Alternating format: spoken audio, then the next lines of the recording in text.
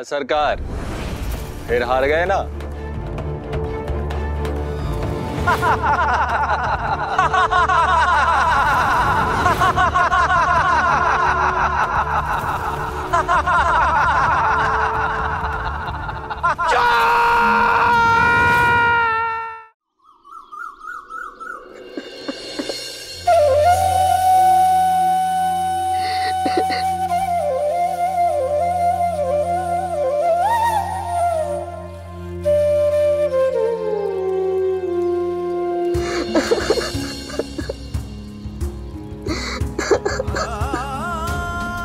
उम्र में मैं तुमसे 3 गुना बड़ा हूं।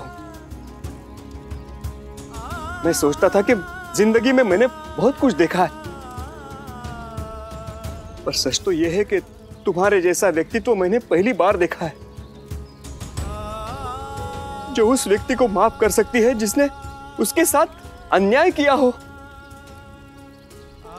उससे शादी करने की साजिश रची हो, अपनी उम्र छुपाने के लिए अपने बेटे को मोहरा बनाकर तुम्हारे घर भेजा था। मैंने बहुत बड़ा धोखा किया है तुम्हारे साथ। शादी के मंडप में भी बदतमीजी की मैंने तुमसे, और तो और उसमें नाकाम रहा तुम। मैंने तुम्हें गुलाम बनाने की धमकी दी, अपमानित किया तुम्हें। इतना बड़ा दिल कैसे हो सकता है तुम्हारा?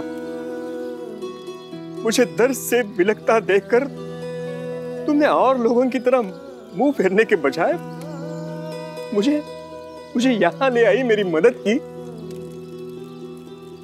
मेरी सेवा की, मुझे सांत्वना दी, ऐसे जैसे कि मैं तुम्हारा गुनहगार नहीं बल्कि तुम्हारे परिवार का एक सदस्य हूं। और मेरा दर्द ठीक हुआ तो तुम सच में दिल से खुश हो गई। केवल 17 साल की हो तुम, ये सब कैसे कर सकती हो तुम? साईं ने सिखाया है, हमें हमेशा दूसरों की मदद करनी चाहिए, स्थिति से ऊपर उठकर सोचे, मानवतावादी दृष्टिकोण अपनाएं।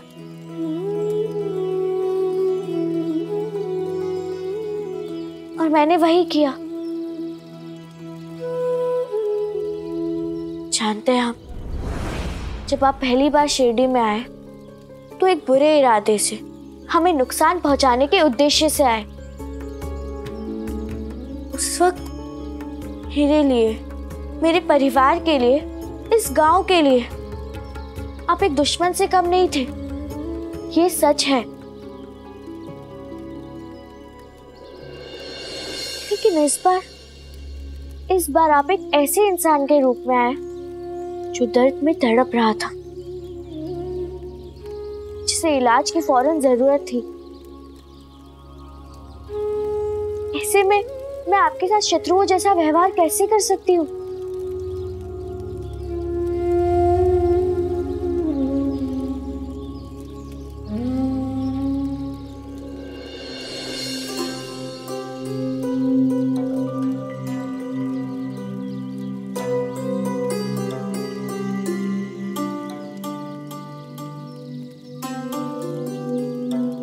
जिसने आजीवन किसी भी बात के लिए किसी से माफी नहीं मांगी हो, वो कैसे जान सकता है कि माफी कैसे मांगी जाती है? मैं तो ये भी नहीं जानता कि मैंने जो गलत किया है वो कैसे सही किया जा सकता है।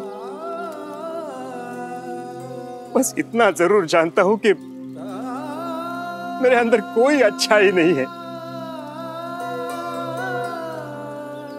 आप सभी अच्छे हो, आप में अच्छाई है।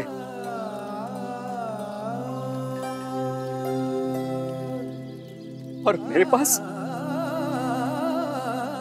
सिर्फ पैसा है। मेरे पास, मैं जानता हूं कि पाटिल जी को झिपरी की मान सम्मान की रक्षा के लिए उनकी सारी जमीन गिरवी रखनी पड़ी, और मैं ये भी जानता हूँ कि आप सभी गांव वालों ने वो जमीन छुड़ाने के लिए चंदा जमा करके पैसा इकट्ठा कर लिया। अगर आपको लगता है कि मेरे पैसों का कोई मूल्य है या मैं उस योग्य हूं, तो मैं आपकी पाई पाई लौटाना चाहता हूं।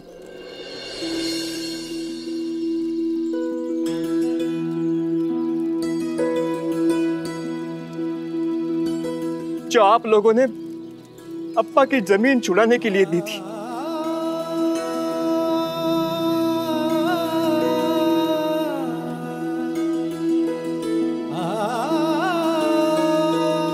क्या आप मेरे वो पैसे लेंगे?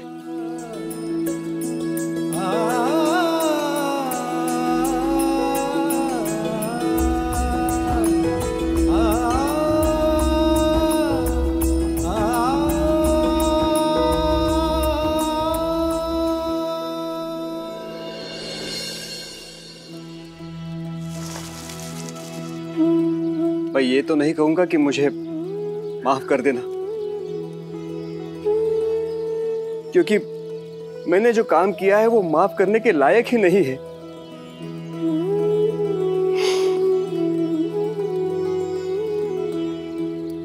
ये दाग मुझे हमेशा याद दिलाते रहेंगे कि मैंने बहुत बड़ी गलती की है जिंदगी में। उसी की सजा है ये।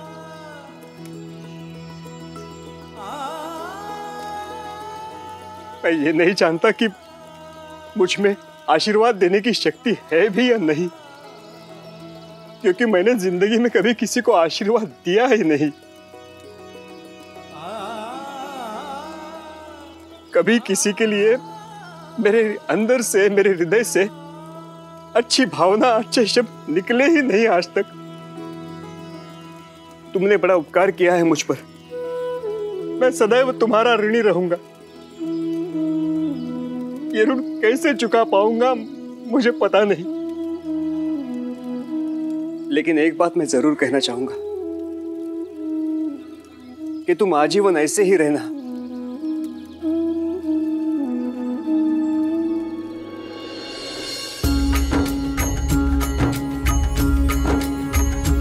वो कहते हैं किस्मत जिसको कर्म का फल है, जीवन में कर्म योग का मार्ग ही अटल है। जो कुछ है हाथ में तेरे यही पल है, अच्छे कर्म किए जाए तो जीवन सफल है। ओम साई ओम साई ओम साई ओम साई ओम साई ओम साई ओम साई ओम साई ओम साई ओम साई ओम साई ओम साई ओम। मेरा हाथ ठीक हो गया, मेरा हाथ ठीक हो गया, मेरा हाथ ठीक हो गया।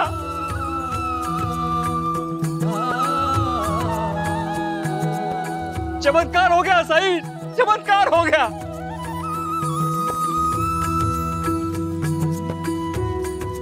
कोई चमत्कार नहीं हुआ है आपके साथ। आपके अंदर जो परिवर्तन आया है उसका परिणाम है ये।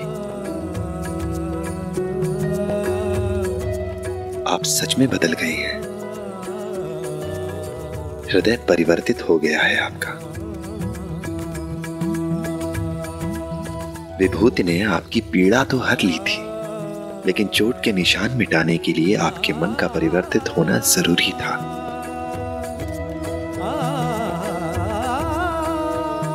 आपका मन निर्मल होना जरूरी था, क्योंकि हमारा व्यक्तित्व हमारे चरित्र की परछाई होता है। हम जैसे अंदर से होते हैं वैसे ही बाहर से दिखाई देते हैं।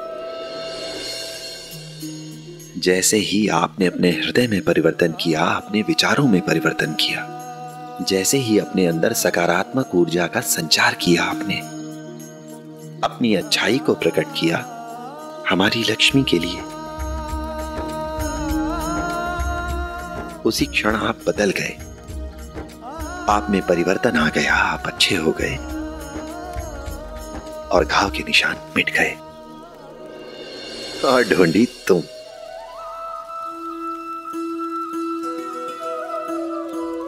मैं जानता हूं कि तुम भी अब शक्तिशाली हो गए हो।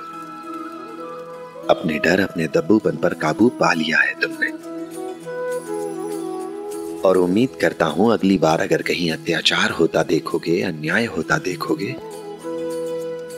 तो मौन नहीं रहोगे, बल्कि आवाज उठाओगे। जी साईं।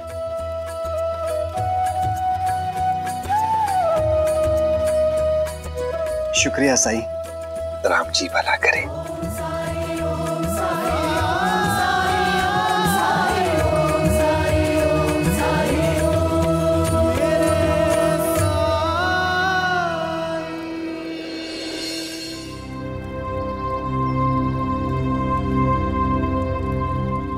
साईं, चलती हूँ।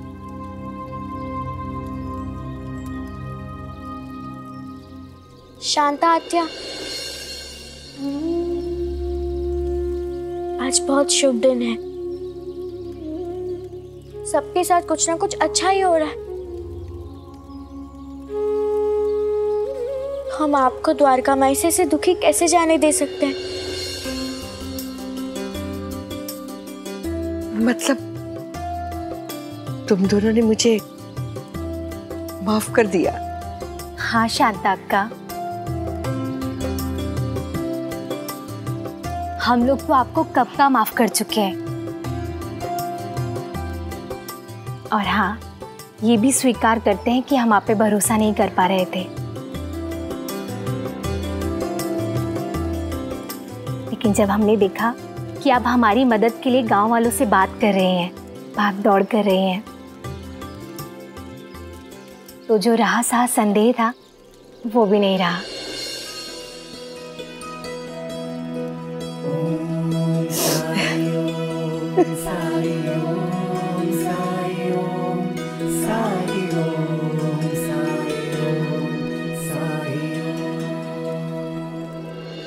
प्रहलाद, तुम्हारी मां का व्यवहार सच में बदल चुका है, इसलिए तुम्हें भी पुरानी बातों को भुलाकर अब अपनी मां के साथ रहना चाहिए। इससे तुम्हारी पत्नी को भी आई का प्यार मिलेगा और तुम्हारी आने वाली संतान को भी आजी की ममता मिल पाएगी। तुम सबको अब साथ में ही रहना चाहिए। सब कहेंगे कि तुम्हारी मां जैसी मददगार औरत और कोई दूसरी नहीं है।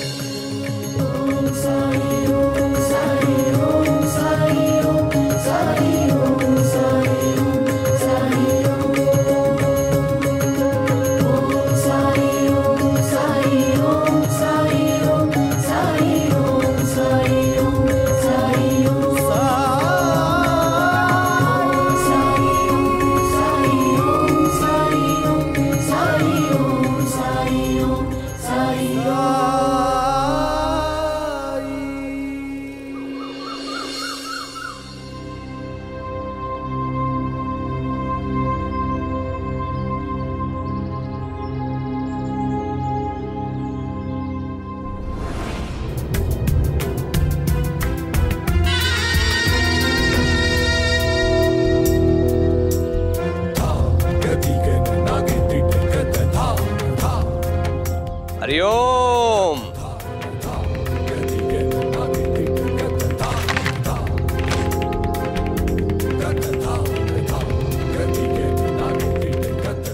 हरिओम परशुराम जी, आप यहाँ कैसे? आपके लिए मैंने बढ़िया सा लेप तैयार करके रखा है। ए, जाओ लेके आओ। जी सरकार। रुकिए, मेरी चिंता के लिए बहुत बहुत शुक्रिया सरकार, लेकिन मुझे अब लेप की कोई जरूरत नहीं है। को जरूरत नहीं है, लेकिन आपके हाथ के घाव को तो है। लेप नहीं लगाएंगे तो हाथ ठीक कैसे होगा? वो तो ठीक हो गया सरकार। देखिए,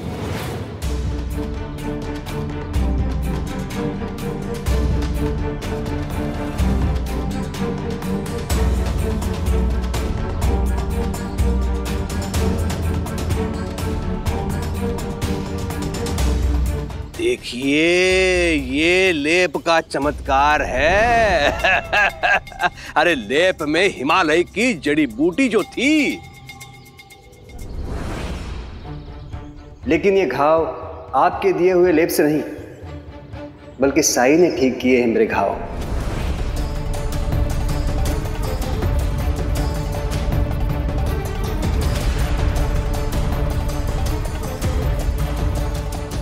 क्या आप उस पाखंडी के पास गए थे? मैं आपको क्या समझता था परशुराम जी? हाँ? लेकिन आप तो गांव के अनपढ़ लोगों की तरह बात कर रहे हैं।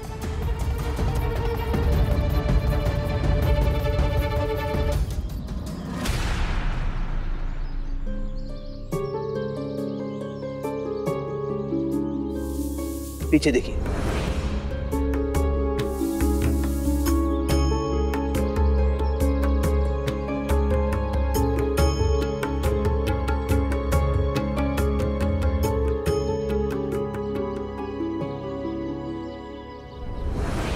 इस भिखारी को देख के आपको लगता है ये किसी का इलाज करता होगा? लेकिन यही इसकी खासियत है, यही इसका स्वभाव है। मैं लोगों को औषधि देके उनको ठीक करता हूं और ये अंत में जाकर बताता है कि मेरे चमत्कार की वजह से आप लोग ठीक हो गए हो।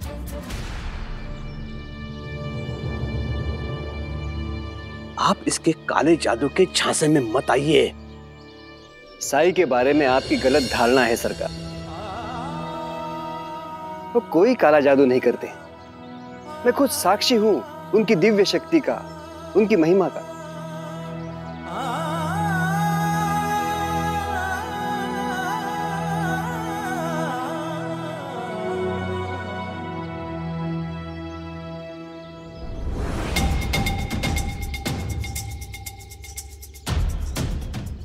उन्होंने मुझ पर बड़ा उपकार किया है।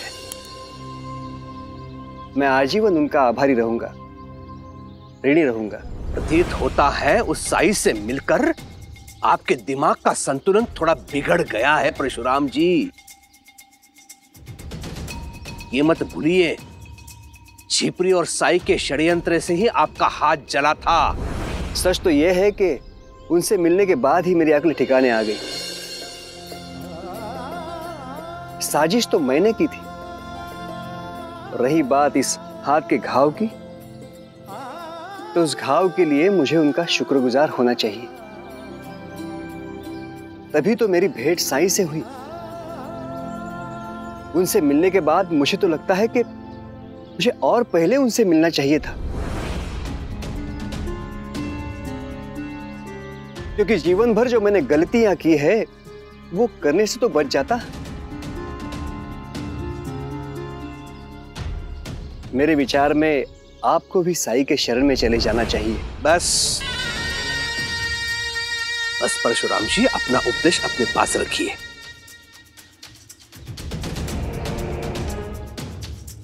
आपका हाथ ठीक हो गया है, अब अपने गांव की तरफ प्रस्थान कीजिए। एक और मूर्ख की आवश्यकता नहीं है मुझे शिरडी में। यहां पहले से मैं सैकड़ों मूर्खों को सहन कर रहा हूं। हरिओम। गुस्सा मत कीजिए सरकार, जा रहा हूं मैं, लेकिन जाते जाते एक बात आपसे जरूर कहना चाहूंगा। जिन गांव वालों को आप मूर्ख कह रहे हैं, असल में आपको उन पर खुश होना चाहिए, गर्व होना चाहिए आपको उन पर। क्योंकि आपके गांव वाले एक दूसरे की सहायता करते हैं, एक दूसरे का कितना ख्याल रखते हैं। और मैंने तो सुना है कि कैसे माधव और शांता ने मिलकर अप्पा पाटिल की जमीन छुड़ाने के लिए गांव वालों से मदद मांगी, और गांव वालों ने की भी। और आप तो जानते ही हैं मैंने झिपरी के साथ कितना बुरा बर्ताव किया, लेकिन फिर भी मुझे दर्द से तड़पता बिलखता देखकर उसने मेरी मदद की और मुझे द्वारकामाई ले गए। और फिर वहां जाने के बाद मेरा तन ही नहीं, मेरा मन भी भला चंगा हो गया। इसलिए मेरी सलाह मानिए, आपको उनके खिलाफ नहीं बल्कि उनके साथ होना चाहिए, नहीं तो हमेशा आपको मुंह की खानी पड़ेगी।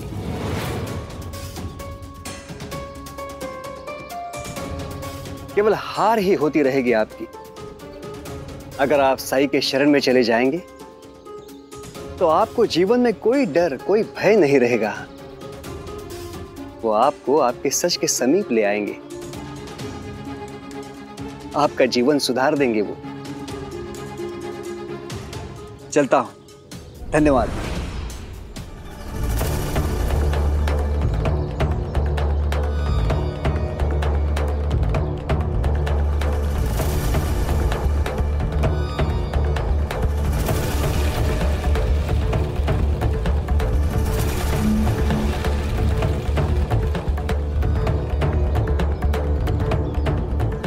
सरकार, वो आपको इतना सब कुछ बोल के चले गए और आप चुप रहे। ये जो अभी मुझे सुना के गया ना, इसकी जगह कोई और होता तो उसे छठी का दूध याद दिला देता। लेकिन सेठ परशुराम शक्तिशाली है और धनिक भी। इनसे उलझने का मतलब है अपने पांव पे कुल्हाड़ी मार लेना। परशुराम जी शक्तिशाली है, अमीर है, लेकिन बाकी लोग तो नहीं है ना सरकार।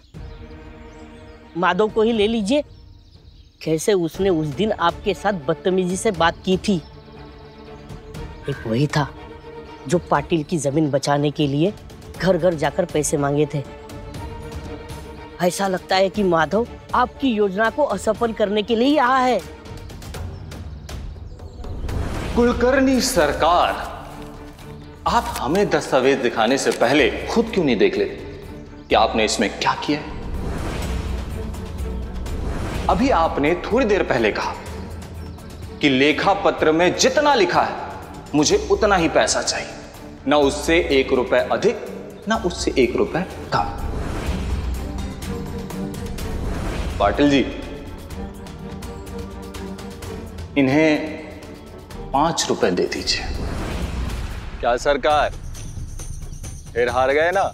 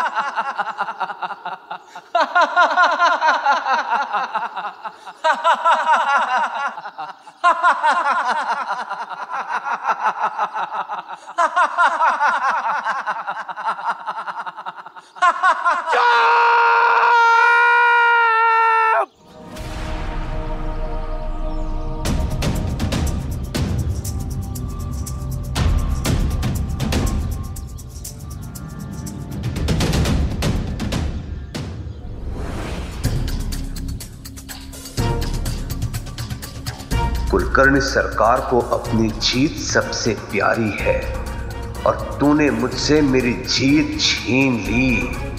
अब तो देख माधव, मैं तुझसे वो चीज छीनूंगा जो तुझे सबसे प्यारी होगी। हरिओम। तो बच्चों, आज हम पढ़ेंगे कि संज्ञा किसे कहते हैं।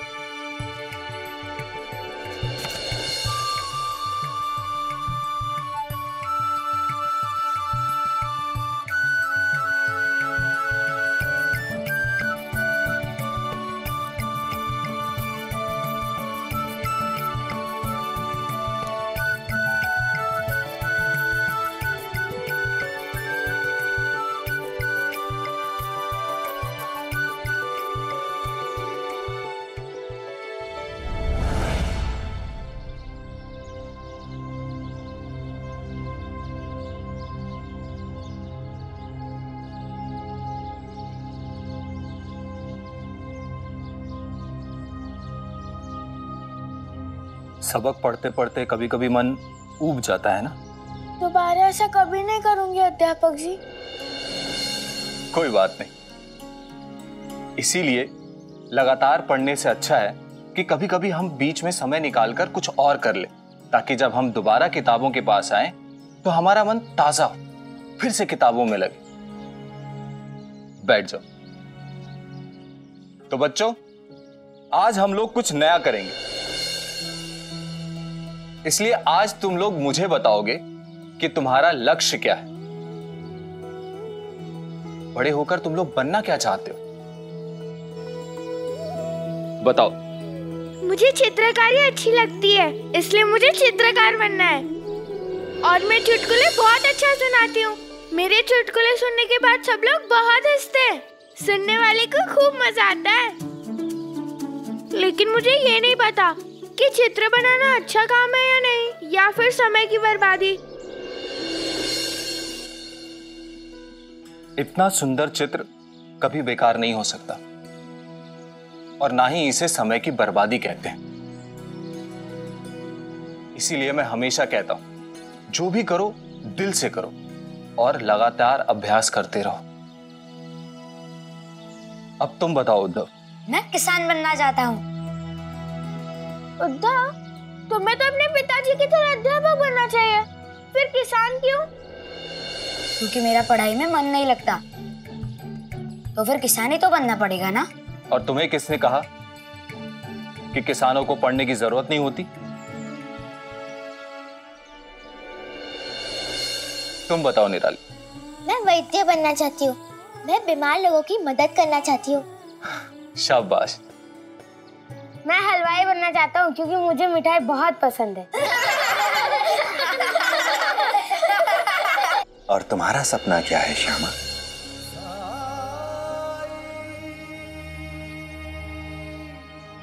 साईं, अध्यापक जी तो बड़े, उन्हें जो बनना था वो बन गए। हमारे अध्यापक, अब उनके सपने पूरे हो गए, है ना अध्यापक जी? क्या ऐसी बात है?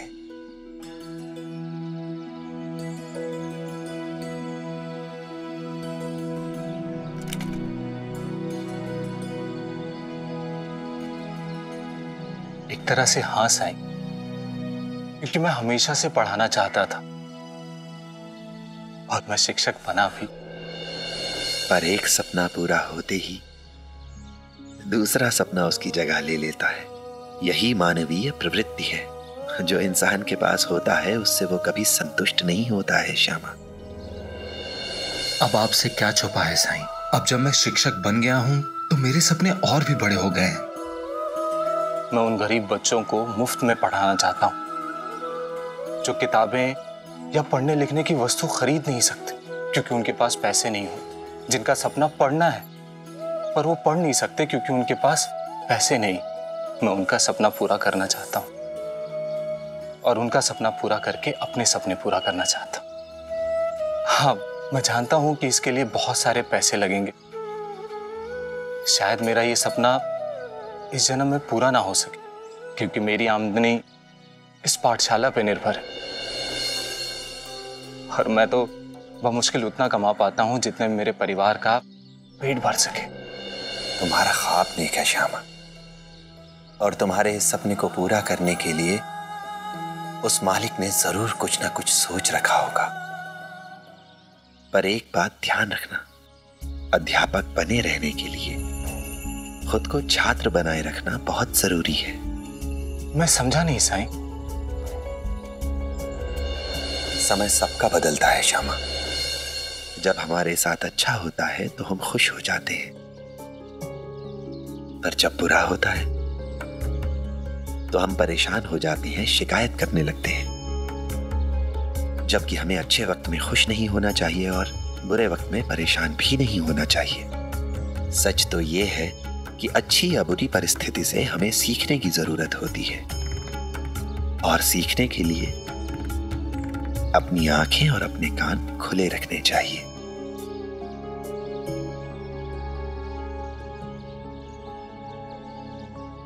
हमेशा सीखते रहना चाहिए।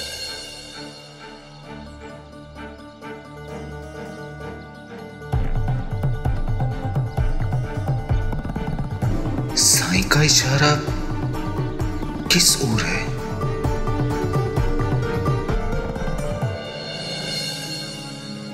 मन में साई के क्या है कौन जान पाए। ओम साई ओम साई ओम साई ओम साई ओम साई ओम साई ओम। जो तेरे साथ हुआ है उससे तेरा आत्मविश्वास और भी बढ़ा है, और भी सशक्त हुई है तू। जैसे सोना आग में तप के और भी ज्यादा निखर जाता है। साईं, ये बड़ी बड़ी बातें तो मैं नहीं जानती। मैं बस इतना जानती हूँ कि जो कुछ भी हुआ वो मेरे साथ ही क्यों हुआ। क्या मैंने कोई पाप किया है? आखिर इसकी जरूरत क्या थी?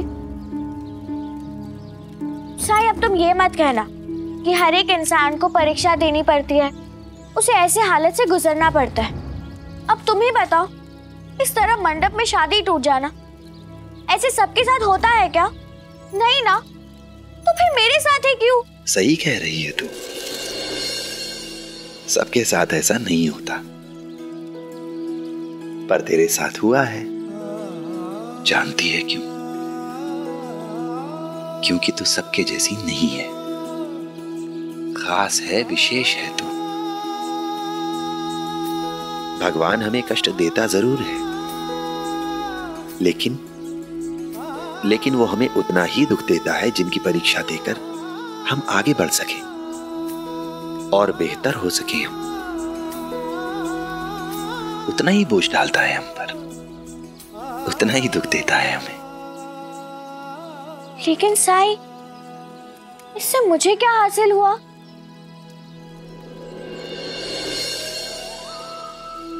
अप्पा जी और बायजा मां का अमिट प्रेम मिला तुझे। प्रहलाद और अपनी आत्या को दोबारा परिवार के रूप में पाया तूने। न केवल परशुराम जी और ढोंडी, बल्कि उनके साथ जुड़े और लोगों के जीवन को भी बेहतर बनाने में एक महत्वपूर्ण भूमिका अदा की है तूने। अब तो खुद ही सोच, केवल तेरे कष्ट सह लेने से कितने लोगों का जीवन बेहतर हुआ है। हाँ साईं, तुम सही कह रहे हो। हम भी कितने मूर्ख होते हैं ना, इतनी बड़ी बात लेकिन हम देख ही नहीं पाते। ये सुनने के बाद कि मेरे वजह से कितने लोगों की जिंदगी बदली और बदलेगी, मेरे मन में कोई दुख नहीं, कोई प्रश्न नहीं। शाबाश। साईं, जा। जाती हूँ।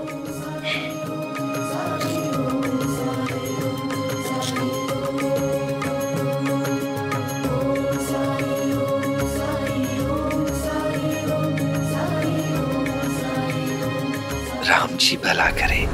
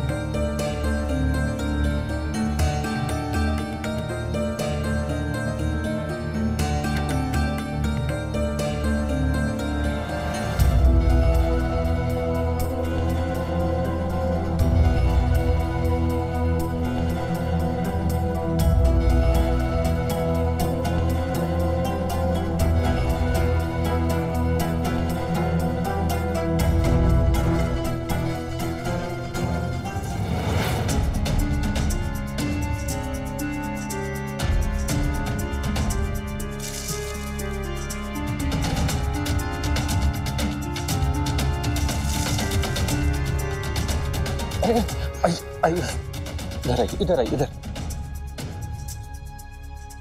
परी, पानी लेकर आओ।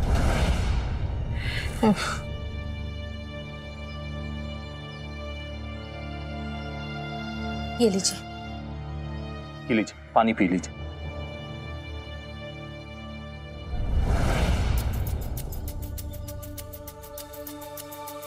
अपनी पोटली नीचे रख के पानी पी लीजिए ना। पोटली से मुझे कुछ परेशानी नहीं।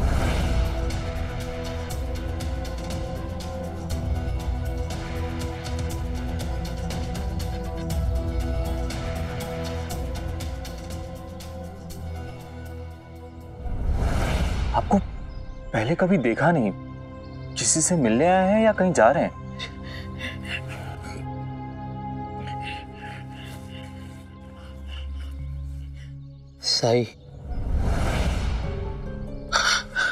साई से मिलने आया हूँ। रास्ते में मेरे बैलगाड़ी के दुर्रे टूट गए, इसलिए यहाँ तक पैदल चल के आया हूँ।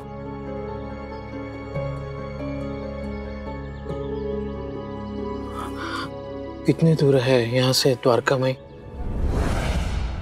वो तो बिल्कुल सामने ही है। चलिए, मैं आपको साईं के पास लेके चलता हूँ। बच्चों, तुम लोग पढ़ाई करो, मैं अभी आता हूँ। चलिए, आइए, ध्यान से, समझ कर आइए।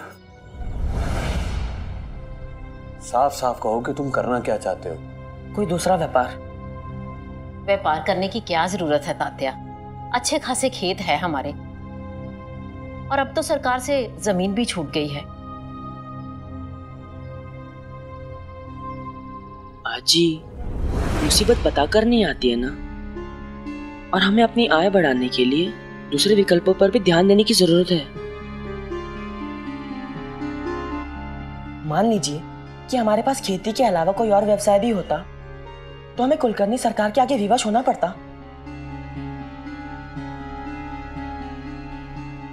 तुम्हारी बात भी ठीक है, पर व्यापार के बारे में हम जानते ही क्या है।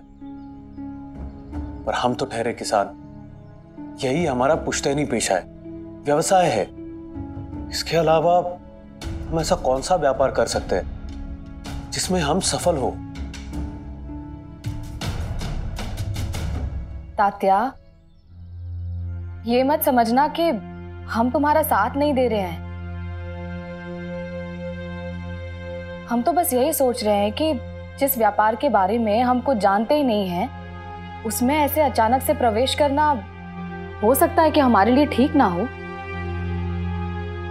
काकी, तात्या है। केशव, बहुत अच्छे समय पर आए हो। आओ, खाना खा लो। नहीं काकी, मैं अभी। क्या नहीं? हाँ, जब तुम लोग बच्चे थे ना तभी अच्छे थे, ऐसे शर्माते तो नहीं थे। चलो आ जाओ, थाली लगा देती हूँ मैं। हाँ, आ जाओ। तात्या से मिलने आया था, लेकिन अच्छा ही हुआ कि काकी ने खाने के लिए पूछा। कई दिनों से घर का अच्छा खाना नहीं खाया है।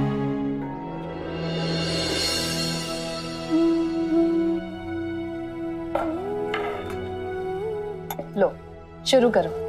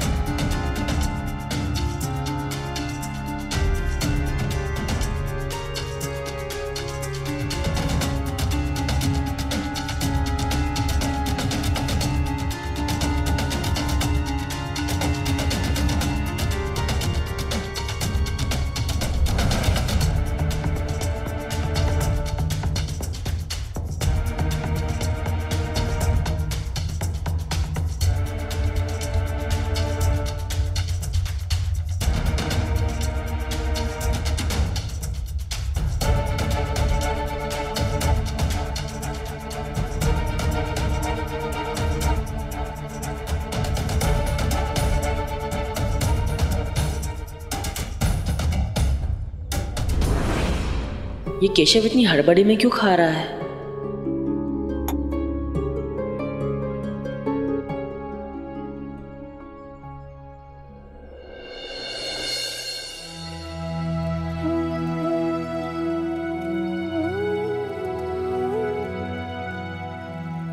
साईं, ये आपसे मिलना चाहते हैं। कहिए, क्या मदद कर सकता हूं मैं आपकी? सही, बहुत परेशान हूं मैं सही। वैसे मेरा नाम कृष्ण कुमार है, व्यापारी हूँ। भगवान की दया से सब कुछ है मेरे पास, लेकिन कई दिनों से सोया नहीं हूँ। कई रातों से नींद नहीं आ रही साईं, दिन में भी नींद नहीं आती। लेकिन क्यों? वही तो जानने आया हूँ साईं। आप मेरी मदद करोगे ना? करूंगा, आपकी मदद जरूर करूंगा मैं। आपकी नींद ना आने वाली बीमारी का इलाज भी जरूर करूंगा, मगर एक शर्त है मेरी। जब तक आपकी बीमारी का इलाज नहीं हो जाता, आपको यहां द्वारका माई में मेरे साथ रहना होगा। मैं तैयार हूं साहिब, बस मेरी आंखों की नींद आप वापस ला दीजिए।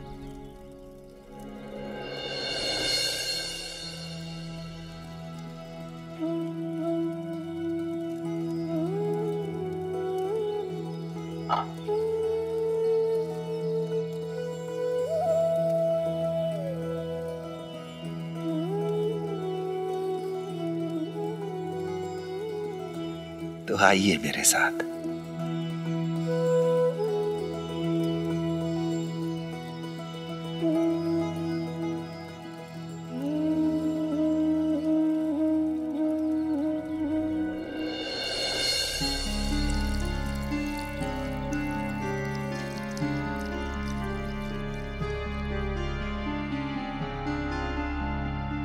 केशव, सब ठीक तो है ना?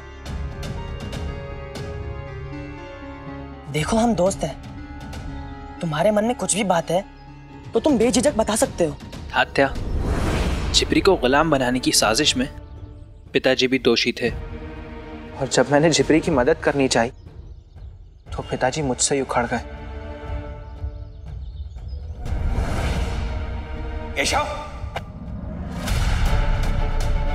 चोरी तो मैंने कल रात की थी, जब आप सो रहे थे। चोरी तो चोरी, ऊपर से सीना चोरी। आपसे ही सीखा है पिताजी।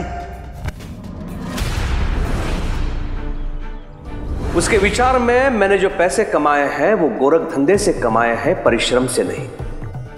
और वैसे भी आज घर में काली दाल बनी है। काले धंधे की काली दाल इसके गले से नहीं उतरेगी। मैं भी देखना चाहता हूं केशव, मामा के परिश्रम की आय पे कितने दिन तक टिका रहता है तू। अब तो हालत यह है कि कुछ दिनों में पैसे भी खत्म हो जाएंगे।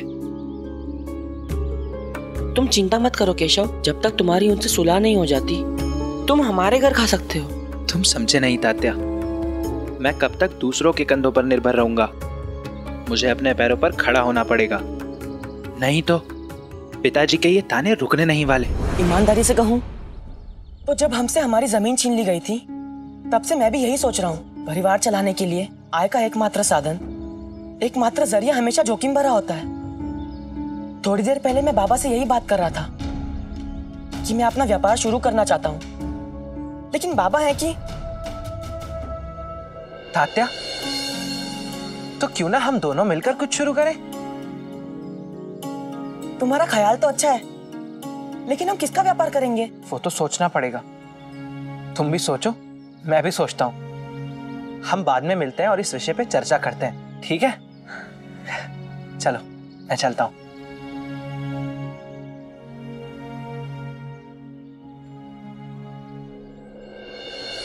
आइए आइए आइए आइए आइए आइए।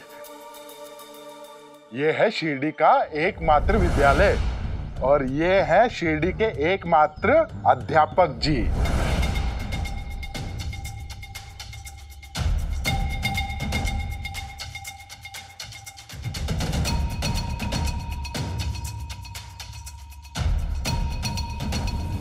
मैं शिक्षा अधिकारी हूं। ब्रिटिश सरकार ने मुझे नियुक्त किया है।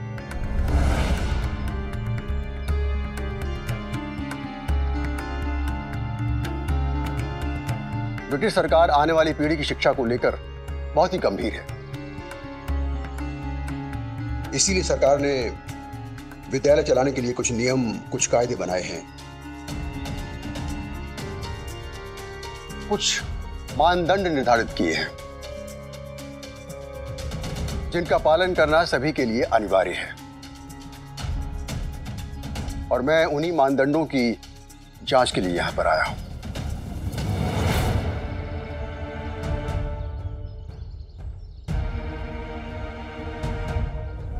कुलकर्णी सरकार, आप हमें दस्तावेज दिखाने से पहले खुद क्यों नहीं देख लेते कि आपने इसमें क्या किया है? अभी आपने थोड़ी देर पहले कहा कि लेखा पत्र में जितना लिखा है मुझे उतना ही पैसा चाहिए, ना उससे 1 रुपए अधिक ना उससे 1 रुपए कम। बहुत बोल रहा था ना तू माधव, अब दे जवाब मेरी चाल का।